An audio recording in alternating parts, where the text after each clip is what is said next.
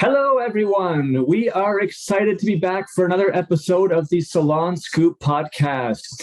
With me today is our co-host and content manager, Sarah Perrin. And if you're liking our social media content and all the great tips in our newsletters, say a big thank you to Sarah. Give her a shout out. She works so hard to bring you valuable insights and advice. And if you're not subscribed to our email list, we suggest you pop right over to our website at salonsos.ca or hit the link in our Instagram bio at salon.s.o.s so that you don't miss out on all the great content she is sending out there for you. We also have with us today the one and only Michael Cove, one of the pioneers of business education in our industry. I had the great pleasure of first meeting Michael when I was general manager of Redken back in the day. We hired Michael to come and facilitate his famous Over the Top program. And I remember being amazed at how engaged the audience was and therefore obviously how much information they retained. We did many, many more of these events over the years, clearly. And I worked alongside Michael at the Summit for several years. He's got a very, very innovative mind, and it's always a pleasure to brainstorm with him about industry challenges and different solutions. And we are going to get into a bunch of those today with you. Michael, thank you so much for being here. Oh, thanks, Scott. I've been really looking forward to being here. It's a pleasure, and I can hardly wait to geek out with you. See, we always, when we chat, there's always some cool stuff that comes out. So thanks for inviting me. Absolutely, absolutely. Let's get ready to blow some minds today. We're gonna blow the sides off of their brain box. How's that for an intention? Love it, love it. Now, before we do that, it is our tradition on our show for Sarah to throw our guests an S.O.S. signature question. So, Sarah, what have we got for Michael today? Hi, Michael. So we're gonna start with Sarah. a hot tip. Can you share one of your favorite hot tips on Instagram for our listeners? Oh, of course. My favorite, and it was just discovered a couple of weeks ago or so, is, as you know, I've got obsessive compulsive reel disorder so I get very real with people on Instagram. And I love everything about reels, but one of them is there's another tagging feature called inviting somebody to be a collaborator. And basically what that means is that when you invite them, and we'll call it a tag on steroids, it goes to a whole bunch more of people that follow them. So if I'm watching or listening to this podcast, I'd say, ooh, if I do a reel, and it really is primarily for my clients and my clientele, my guests, I'm going to do a little bit of digging to see what one guest that, I have a lot of bonding with that has a whole bunch more followers than average, whatever that is. And I'm going to invite them to be my Instagram collaborator. I mean, it sounds real, people go, whoa, I have no idea what that means, but it sounds like it's important, right? And if they accept the invite, it goes out to a way more of their followers, and you will see a spike right away in the number of, because a lot of their followers immediately start following in this case me or you, or if you're on the sending end. So how's that for a hot tip? It's a great start for sure. That's an awesome tip. Yeah, I like that. Talk about boosting, instant boost your visibility. We're going to have fun talking some digital marketing strategies to grow your business today with Michael, obviously. But first, Michael, can you just kind of quickly share with us how you got into the beauty industry in the first place? Sort of just what's your quick sort of origin story? Yeah, well, I've interviewed a few hundred hairdressers, once upon a time. How'd you get into this crazy business? And yeah. I'm not unlike how many people come in. I really wasn't suited for, we'll call it traditional, post-secondary ed, where you go into college. And I just didn't have, at the time, I didn't think I had the brain power. I did take the examinations and really didn't take whatever it is I qualified for. And I tried college for a little while and went, no, this isn't it. It just doesn't speak to my soul.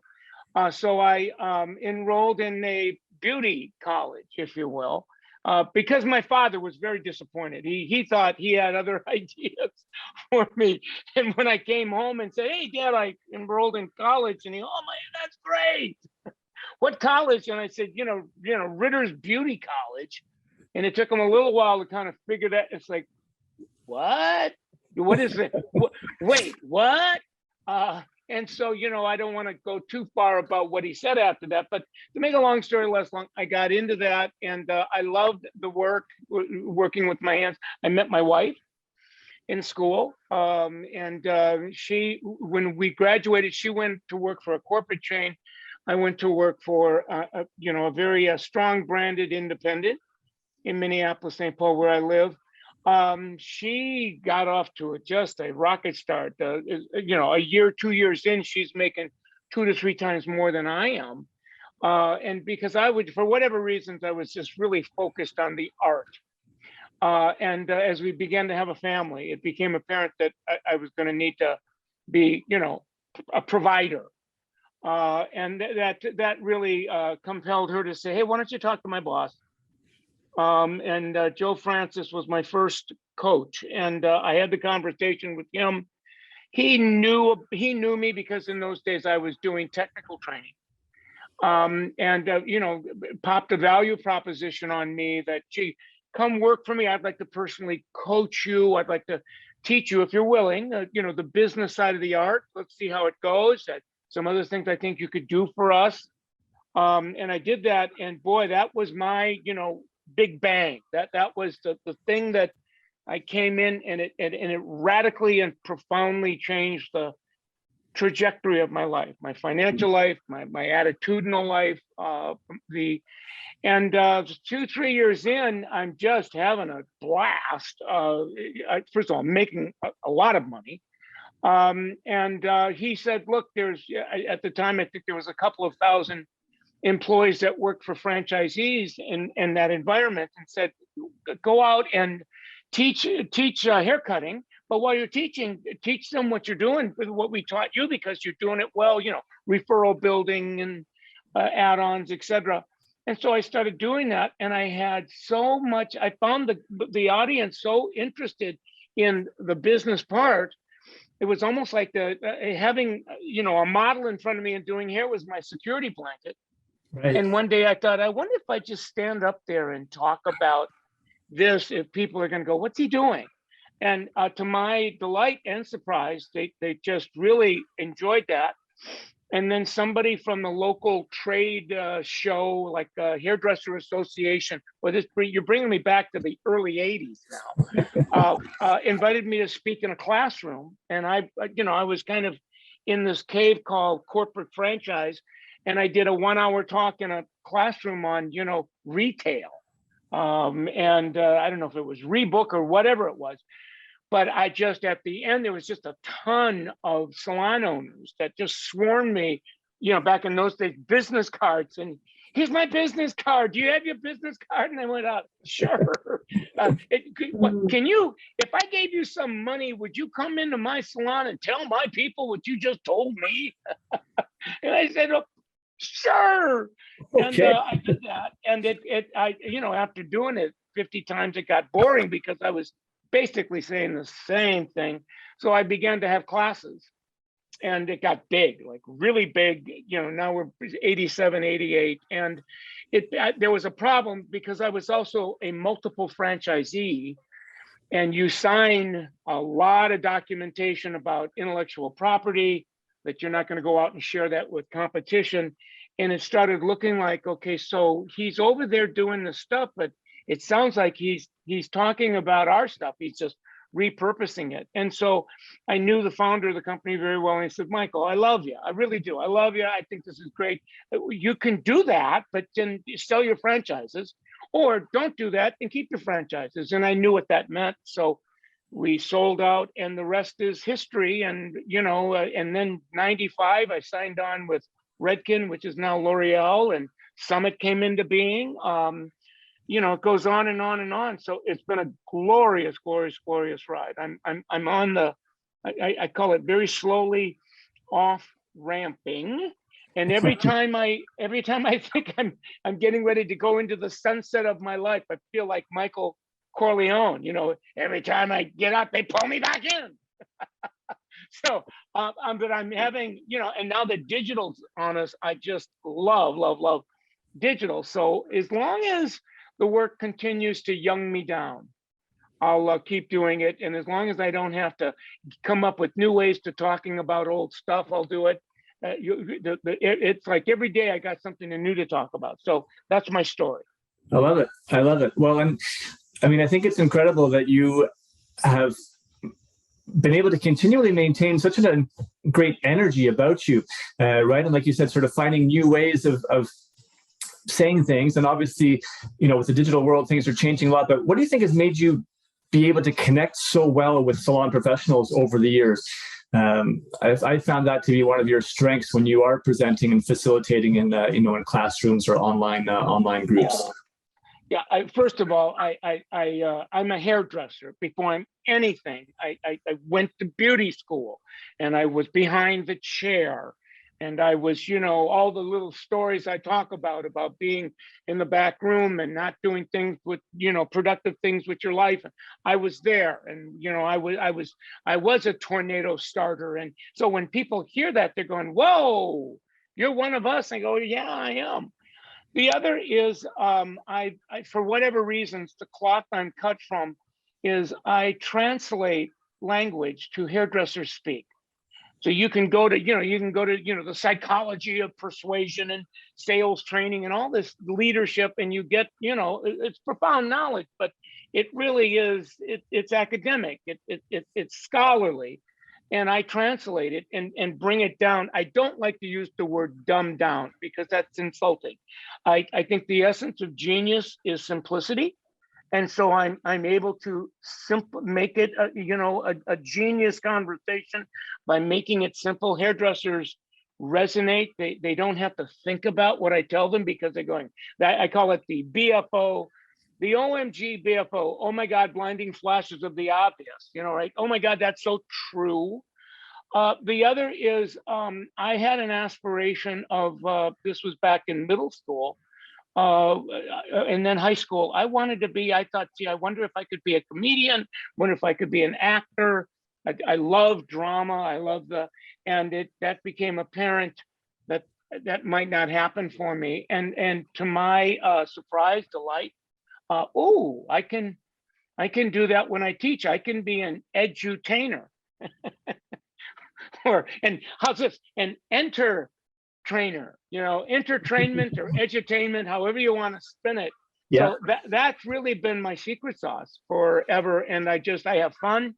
And of course, I not only love doing it, but I love the people that I do it for. Hairdressers are my people. When I get outside of that community, I get in a lot of trouble. Yeah. but hairdressers understand me. So anyway, that's my story.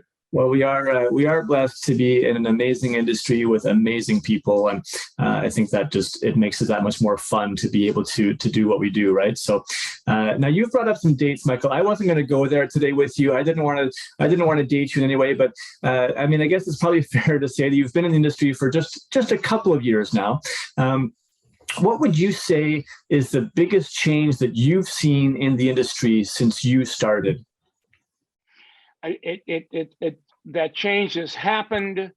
It was probably happening 2015, 16, and then something about the global pandemic just like poured nitroglycerin on this bonfire, and I would call it the digitalization of everything in a hairdresser's world. Something as simple as handing out, hundreds and hundreds of business cards in the name of, making rain for yourself and being referrals. So now, digitally I can get online, get in the social space of the internet, learn some things about, creating content and posting, and with one post get exponentially more referrals than I would get having to, hand out one at a time, 100, 200 cards. So that would be a textbook example. And then under that, you could just continue to go and go and go. But on an almost a daily basis, we're learning if you digitalize something that was a manual process for hairdressers and salon owners, how you can get to the promised land at the speed of light. Yeah, and you're right. I mean, the last couple of years with the pandemic has really accelerated the pushing people online. If we just think of how many people were purchasing items online pre-pandemic versus during the pandemic when they were forced into it, and now it's just an automatic, right? So the comfort level with online has risen dramatically, and businesses have realized that if we're not online, we're in serious trouble, in today's world. So definitely Well something to be all over. So I mean, Michael, you're deep into the social media and digital marketing world. You have been for a while, but let's face it, most people in your, how do I say this nicely, in your age category, whether in the salon industry or not, are typically not very comfortable with technology, and certainly not with social media. Like, what has kept you so engaged to be at the forefront of all these digital trends? Yeah, your point is profound. My genre technically is I'm a baby boomer. So that is, I think today it's either late 50s all the way up to 70 something. I'm in that genre, and I'm probably in the middle of that group, and below me is Gen X, and then there's millennial, and now there's Zennial. And so you start going up the genre and you find less and less people in genres that are digital. They just all of our life, we were, whatever you want to call that, manual, analog, traditional, and all of a sudden, people that are younger than us they're not, that's not how they're wired. And I saw somebody, I think it was probably in the back end, the iPhone was launched in 07, 08. And somebody said, there's this thing called Facebook. You should just go on Facebook and just blog. And I really didn't, I didn't know anything about digital. And that was my wade into the shallow end of the pool. And because I'm a hairdresser, and I love to be loved, I'm addicted to adulation. Right. You discover you put back in those days, all you could do is blog. There was no pictures, there was no reels, there was no video, you just kind of blogged, and I would write 2 or 3 things and say something that I'd say in a seminar, and a whole bunch of people would send me likes, and I went, ooh, I like to be liked, and then as things evolved, I just got more and more curious, and somewhere around 2015, Facebook launched Facebook Live, and I just had this intuitive hunch. I'm not sure what I want to do with it, but I know what I don't want to do. I don't want to get on Facebook Live and basically tell people what I'm telling them in seminars. I wonder if, and by then the Summit community was growing, so I would go out and online start following people and go, whoa, they're blowing, their average tickets are off the charts, and referral rates and rebook rates and retail rates are off the charts, and they're using social media. They're doing so I would invite them on to Facebook Live, basically get their story, like you were asking me my story, and then get them talking about their secret sauce. And first of all, it rebranded me, but I found myself not only getting more fascinated by digital, but learning about digital from interviewing them. And the rest is history. And now I'm like you. I'm like, you get addicted to it, and you realize, ooh, I'm on the forefront of something. I want to keep my edge, and so I'm usually my partners would probably say you're not one of, but you're the first, usually, to discover the next platform, and you're out pioneering or getting yourself in trouble with it before people kind of catch up to you. So. And that's younged me down, frankly. So my teachers are 19, 20, 21, 22 years old. Now they're not my life coach. It's not they're not like mentoring me on my marriage, but right. But they mentor me on this. Right. Right. And they show me the next platform, and they show me the next feature inside of the platform, and we geek out, and then I play and I learn. And so that's what I now, people would say, you're a what is it? You're a zennial mind in a baby boomer bod. And it works. Nice. It works. Nice. Yeah, absolutely. I think it's just it's a great testament. And obviously you threw yourself out there. You were not, shy to learn from younger people, right, who are more growing up with this technology. And like you say, to just kind of geek out with them and let yourself be a little bit maybe vulnerable to test things and try things at the early stages and not be shy of sort of, what people are going to think of you or whatnot. And it's put you in this position now to really have such great expertise and be so deep in it that you can now share this and help so many people benefit from it. I think it's amazing. I love what you talked about the secret sauce in your Facebook Lives and sort of interviewing people. And that lends itself to recipes, right? And I think kind of what you've now developed over your hundreds and hundreds of episodes of Facebook Lives that are, now I know also available on your YouTube channel, and we'll definitely give everybody the information as to where they can, go and see all this great content. You now have this incredible recipe book, right, for salon professionals to be able to sort of scroll through and find all sorts of different secret sauces for different types of needs and success opportunities in our industry. It's just a phenomenal resource now that you've put forward for the industry. I commend you for that tremendously. So, thank you, Scott. And I've always been an early adopter. And then at times I'm an innovator. I'll be the first to find something and then translate, make it work. So, and I was, I would cut from that cloth before, we're talking about 90s, in the 80s, when once upon a time there was a Rolodex on a salon front desk, right. And we were talking about that when nobody was. And so all that happened was the digital age came upon us, and I continued to be, an early adopter of that. So the universe has always conspired to kind of part the Red Sea for me and get me to places that are next. Nice.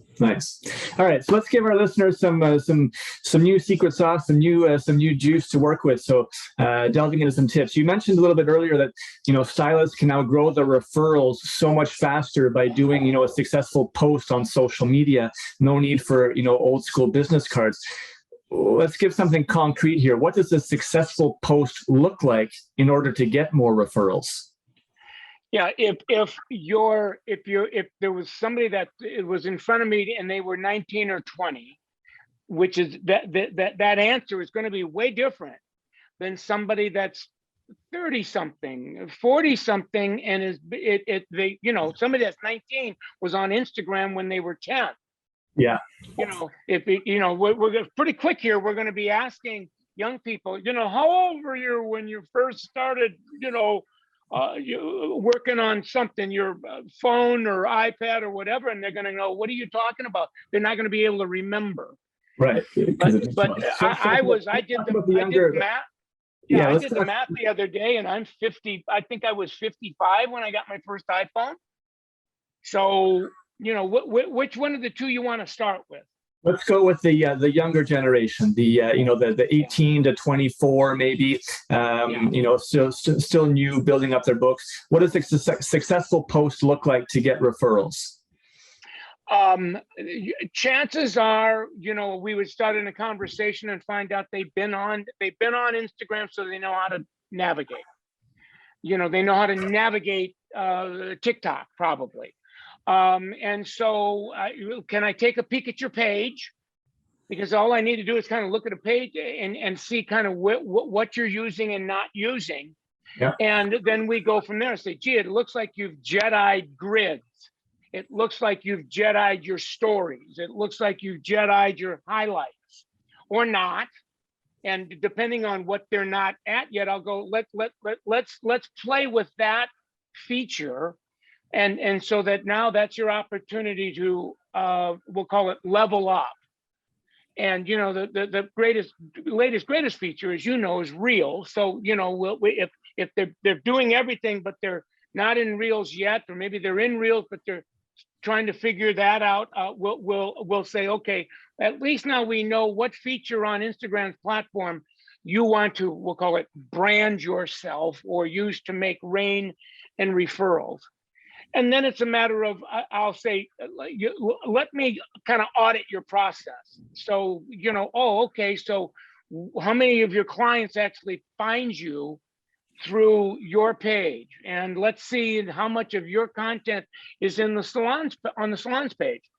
And let's take a look at your referral rate to see how many referrals you had last month and how many of them found you somewhere either on your page, the salon's page, and where did they find you first? And all that stuff you can now get. You don't need to get into deep analytics or to find it. And then we look at content.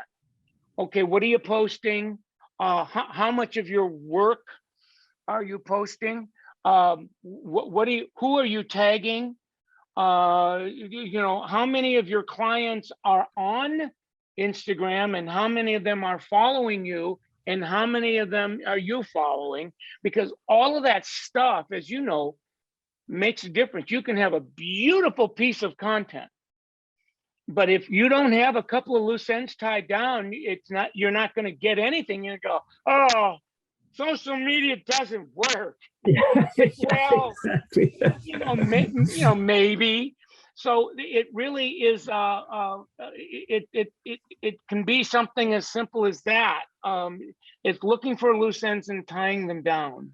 Yeah, there's definitely some fundamentals, that need to be done. And sort of two quick things that I would say specifically in terms of referrals is, number one, you hit on it. You have to make sure that most of your clients are following you on your Instagram profile. So, that's some legwork that needs to be done in the background, making sure that all of your clients follow you, talking about it during your visits, because now you'll have that, that first network.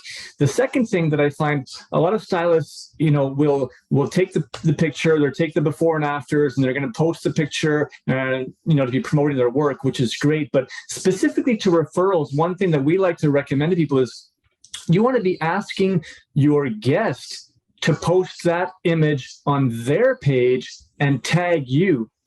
Because the difference is when you just post it on your page, right, the exposure is only going to go into your network, right?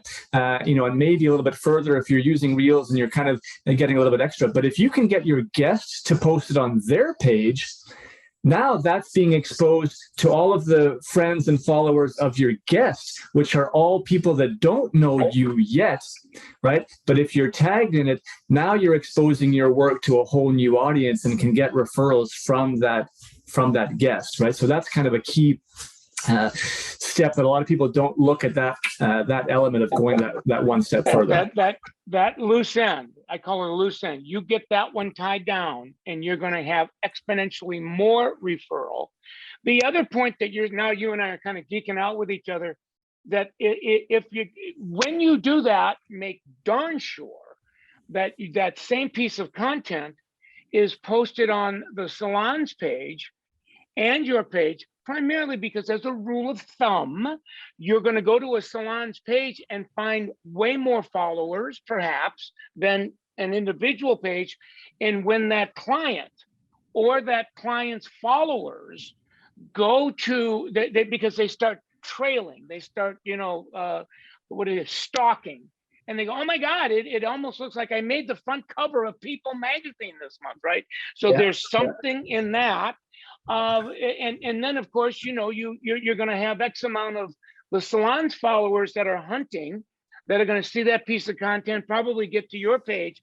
So we could go, you turn one rock, there's two more to turn. But I say to hairdressers all the time, look, you don't need to understand the process of social. You just need to understand the steps, do the steps, and you'll find that your referrals are going to spike. Yeah, absolutely. That's a great point. It's kind of the rule of three, right? Or the triple win is if you can get your content obviously on your own page that you control, but if you also get it on the salon page, and then if you can get your guests to post it on their page, you now have that triple opportunity for exposure. So really powerful. Let's speak a little bit to the salon owners here as well, right? While we're talking about this, there's too often a disconnect between what the salon is doing on the sort of official salon page and what the individual service providers are doing on their own pages. What's your advice for what content should be on the salon page versus the service provider page? Your question is profound. Now, again, I'm going to give you my answer, not necessarily the 11th commandment. And so I'm always curious to see, once I know how many individual pages, how many stylists are in the salon, how many stylists have a page, and then I got the salon's page over here, I get real curious to what percentage of stylist content that are on stylist pages are on the salon page. So I would say the overwhelming majority of content on a salon's page, the genesis of that content would be your people. Now, there would be, like if you're an owner that happens to be behind the chair and you're saying, should I have 2 pages? I'm saying, well, it just depends on what's your threshold for paying. I mean, because you got 2 more, you got the salon's page. That could be your page where all your content lives. What difference does it make? And then some, depending on the personality of the salon owner, some want 2, some want 1. So I let them do that. But the bigger point is, do you have the consciousness in the salon where your people are taking advantage of why it would be important to them that their content would show up on the salon's page? That's big. And it's just that you start picking that scab and you find all kinds of, people have opinions. People have, well, I don't want them messing with my brand, and it's like, well, let's take a deep breath. There are ways that you can manage that, but be careful you don't throw the damn baby out with the bathwater in, protecting the brand. Yeah. Yeah. I mean, I speak to so many salon owners and they're constantly struggling with not knowing, what content, what should they be putting on their salon page. And yet, there's tons of content that's being developed by their teams, right, by their service providers. So that's already an enormous amount of content that can be used, for the actual salon page. And then obviously you can mix it up with all sorts of, fun things, staff profiles, different things that are going on in the salon, obviously throwing in, some of the promotions that are happening from time to time. But there's a wealth of content there, right away. So, but here, let's talk this, Michael. Let's just say I'm a salon owner, okay? And I'm in my, let's say, 40, 50s, 60s, somewhere in that age. My staff is obviously younger than me and more comfortable with technology. Can I simply just get one of my staff to manage the salon social media page for me? Is that a good strategy?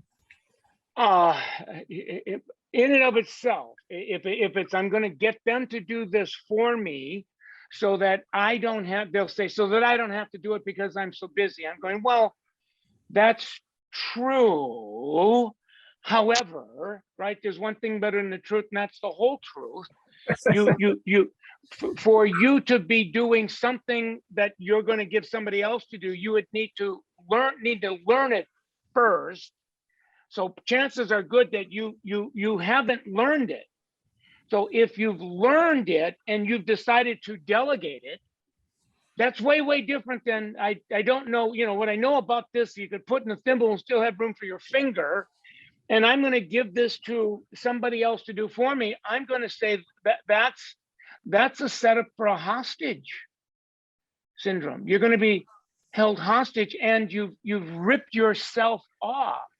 Why would you do that? And the person that you're handing it over to is going to know that. So you're vulnerable. Don't look now, but you've set yourself up to be a predator. I beg your pardon, prey, somebody else's prey. So learn it, or at least learn it enough that it's you're not, it doesn't scare you.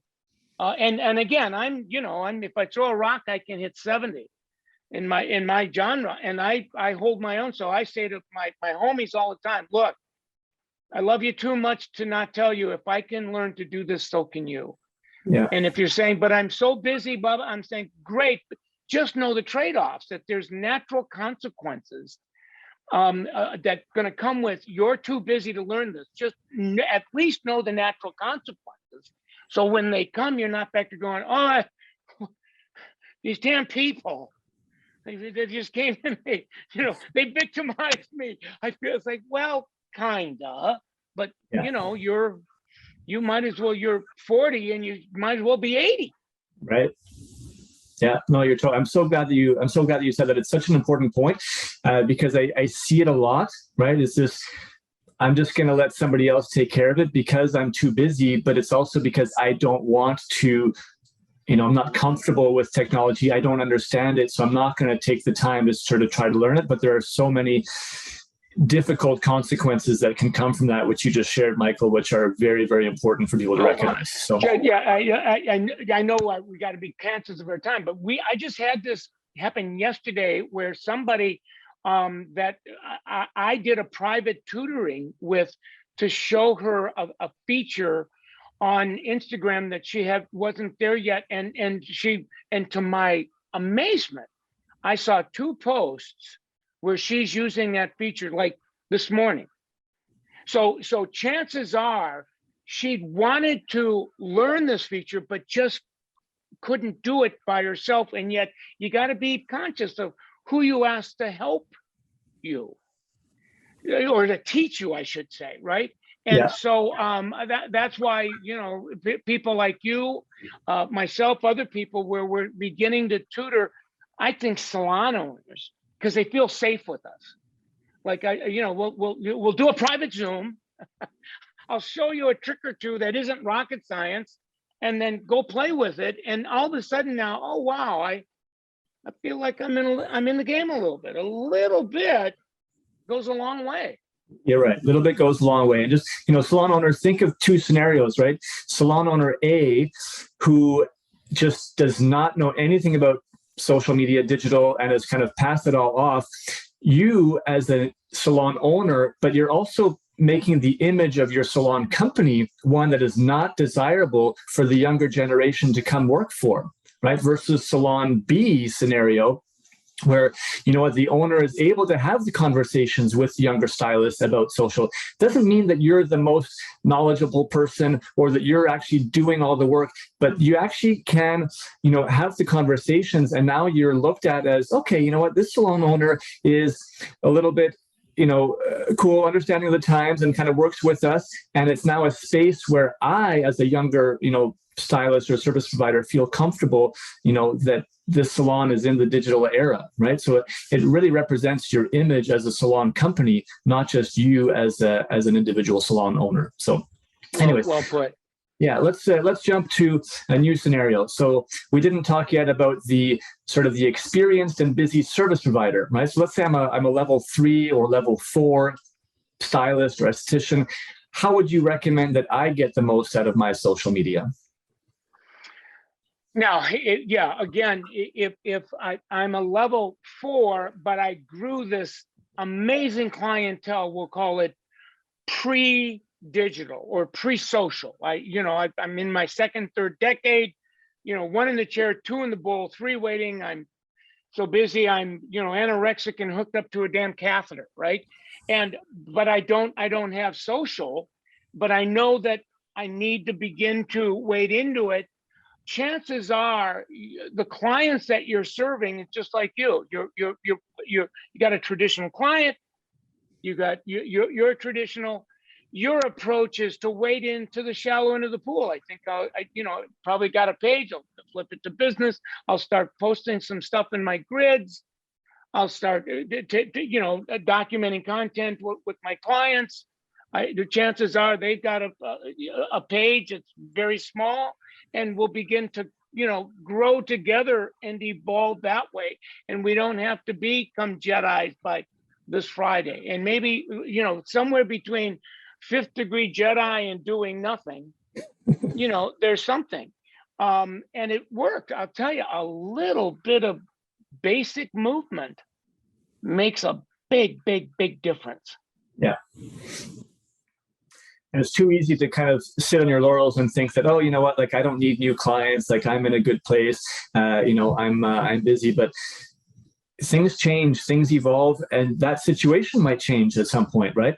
Who knows what your life is entail? Maybe you're going to end up, moving locations for whatever reason. You're moving with a partner or whatever the case may be, and now you find yourself in a new geographic location, or just a different situation where you might need to have some exposure. And if you haven't done the legwork to kind of at least get yourself started and have some presence, you're starting a marathon where everyone else started 2 years ago, right? So I would err if I'm a salon owner. I love you too much, salon owner, to tell you error on giving yourself the benefit of the doubt. I'm going to learn this, even though I don't understand fully now why this would be relevant.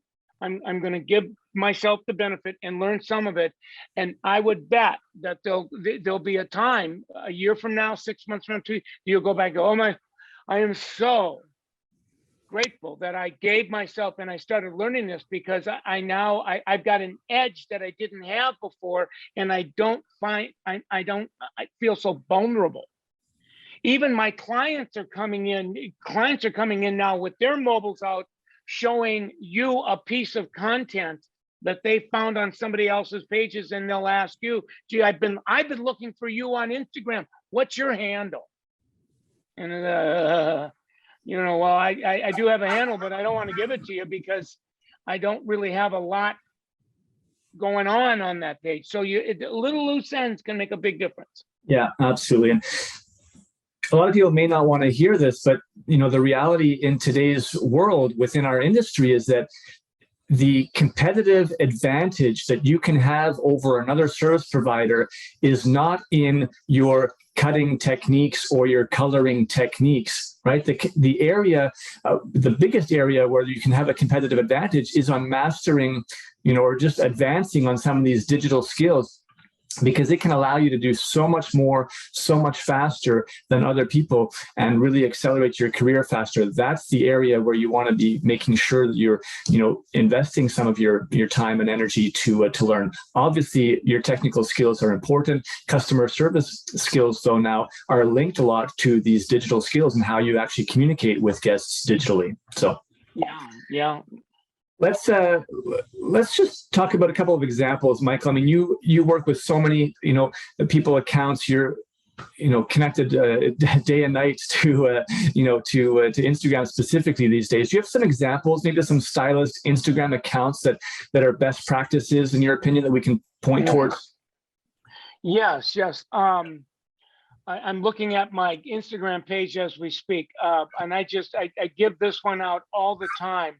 Her name is Adina, ADINA _ Pignatar, which is PIGNATARE, Adina Pignatar, or they can even DM me and I'll send them a link, or send you the link and you can send it out to your community. I think you might even have her, because I suggested that you follow her. Yeah. That would be I'll just be transparent. She's my teacher. So, let me see, this is the day after tomorrow, I will spend an hour on Zoom with her, and she will continue, and coaching me on getting me through the Reels, learn how to use Reels to rebrand myself, how to use Reels to brand yourself as a hairdresser. And she would be, boy, if that's all you did is hung out with her. I turned a student on with 750 hours in school. I turned a student on to her on Sunday, and on Tuesday, the student had posted their first reel where, kind of showing the makeover. And you watch a little bit of that and you start asking different questions. what did she do to get this to move that way, and how did and those are the questions that cause us to learn and begin to play with that platform. So Yeah. follow Adina. Nice. Great. Thank you. Thank you for that. I noticed on your Instagram page that you are only creating reels at this point. Do you recommend that stylists only do reels, or should they have a mix of different content formats? Yeah, if a stylist is very advanced, meaning that you see them leveraging stories, highlights. It used to be called IGTV. Now it's Instagram video. Yeah. I would say, oh, that would be a nice on-ramp for you, because, you know, show me a stylist that's doing that, and I'll show you a clientele that's following that stylist that are kind of. So I think, hey, go ahead and lean in and level up to reels. If you're just getting in and you're saying, gee, what's the first step for me and my clients? My clients are like me. We're kind of sort of in it, but we're not really. Where do we start? Well, start with something that both you and your clients can identify with and feel safe and have fun. If it's taking pictures at the end and posting them on your grids, get started with that. And then once you're comfortable, it shouldn't take you because that's pretty called kindergarten Instagram. Yeah. Have one of your people show you how to take that piece of that content, and put it on your stories. You're gonna amaze yourself and go, come on, that's all it took, is you just had to click this. Because it's all this stuff use geek speak now, are click paths. 2 clicks get you over here, 3 clicks, but you can't, you get there 1 click at a time. Right? So, and then you got to kind of memorize it. You commit it to muscle memory, and before you know it, you're in the game. Yeah. But as you and I know, the only way to grow is to get outside of your comfort zone, right? So you have to start trying something that you're not doing today. And Instagram I certainly would recommend having a mix of content. It's fine to have posts. It's great to have stories. But you definitely want to, try to get yourself into reels if you're not there already, because Instagram is giving way more visibility to content that's in the reels kind of platform, right? So if you're just putting a post in your grid, that's typically only has the opportunity to be seen by people who are already following you. Whereas if you do reels, Instagram is pushing that out to brand new people that are not currently following you. So it gives you more opportunities for exposure. That's one of the real advantages to reels today. To your point, I'm just doing all reels. Part of it is that I'm trying to catch up. My page was hacked and deleted a handful of months ago, and so it took me 7 or 8 years to get a community to 50,000. And now with reels, my friends are saying, look, you could probably get to that place in 18 months, but you're going to need to use reels to do that. So, and to my delight and relief, I'm building a lot faster than it took me to build. So stay tuned, more will be revealed. Yeah, absolutely. I mean, that's crazy. For those of you who have been following Michael for many years, to have your account hacked and to have it essentially wiped out, everything that he had, you had to start over from zero. So podcast community, let's show Michael some love. And if you haven't been following his new page, let's get on top of that. Michael, can you give everyone your handle so they know where to go follow you? Yeah, Michael Cole Millionaire Stylist. Just that Michael Cole Millionaire Stylist, that'll get you to my money page, and you'll have a lot of fun. I mean, I've got obsessive compulsive reels disorder I've been having. I'm creating 2 pieces of content a day on reels, and I know I'm into something when my wife says we're going to go to therapy next week. Do you understand? It's like, you got to come out up from under the cave and come and have some dinner and come see me. Let's go for a walk, because I just am like absorbed in reels. Yeah, Yeah, it's crazy. Oh my goodness, Michael, this has been amazing. I feel like we could talk for hours, just like you say, geeking out on different sort of social media tips and trips. And we may have to do a live at some point just to sort of jump on and do some stuff for our various communities. But I just want to say thank you so much for being here and sharing some of these insights with us today. We're not going to let you go. We'll definitely put your handle in the show notes so people know where to follow you. But as always, Sarah is going to close the show with one last signature question. So take it away, Sarah. All righty. So Michael, what advice would you give a salon owner who lost staff during COVID and is trying to build back the salon business? Oh, wow. Boy, that's a very, very, very common thing, because a lot of people it had to walk through what you're pointing to, Sarah. I can tell you what the salon owners that I kind of live with did.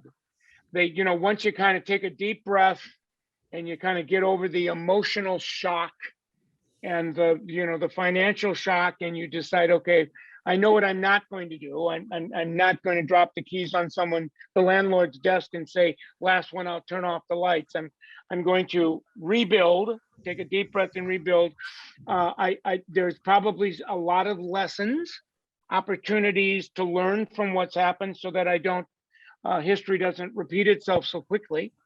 And then it's what I see salon owners doing now is rebranding the salon in a way that's more compelling to not only stylists to stay, but if and when stylists leave, more guests decide to stay because the experience that they've gotten is an experience of the total brand. So, gone are the days, and, I want to be careful to this, to not get blowback from my friends but you can control something through non-compete. You sign this contract, and if you go within this, I'll sue you into oblivion. Okay, if that, you got to do what you got to do. But with social, somebody does, there's just ways, why not whoever the client has been served by when they come in, take the opportunity to expose the client to a total brand experience, that there was something extraordinary that they experienced on the salon social media platform, something extraordinary that they're experiencing when they come in to to be processed, something that extraordinary about the booking. I mean, you can go on and on and on and on, so that if somebody leaves, you might have a client that follows, but all of a sudden goes, whoa, the experience I had when I was with you, I'm still getting at, but there's a lot that was at the place you were at, and I missed that. And that's a new phenomenon. So more clients return because of that.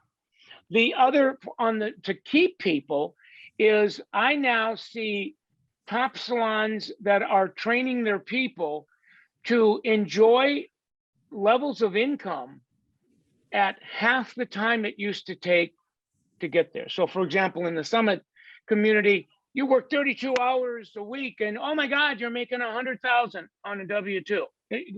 Fly little birdie fly. But now you see people making 100,000 or more working 24 hours, 22 hours, 20 hours, where, I can have my cake and eat it too. And that's when you really look at why people leave to go and rent.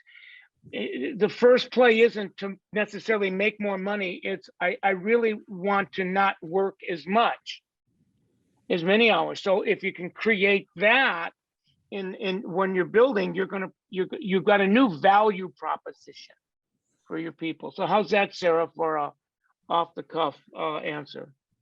That was a great answer off the cuff regardless. So yeah, that's how you touch sort of both sides, right? Like the client care and your staff care as well, right? And you focus a lot on experience. I think that's so critical to kind of keep that in mind. Our experiences with stores over the last couple of years have been quite cold, right? Because a lot of the restrictions in place and whatnot. So I think to any extent that you can kind of recreate a new caring customer experience is really going to help you sort of take a step forward as we kind of get back to the new normal. So anyhow, great advice, Michael. Thank you so much again for being on the show today. Look forward to continuing to collaborate with you on projects that support our industry. That's all we want to do. To our listeners, thank you so much for being part of this. If you learned something today in this podcast with Michael, please do our industry a favor and share this with at least one other salon professional that could benefit, in some way from this information. And if you have any questions at all, please reach out to us. We've got all our contact info coming right up in the outro. Have a wonderful day and stay tuned for our next episode.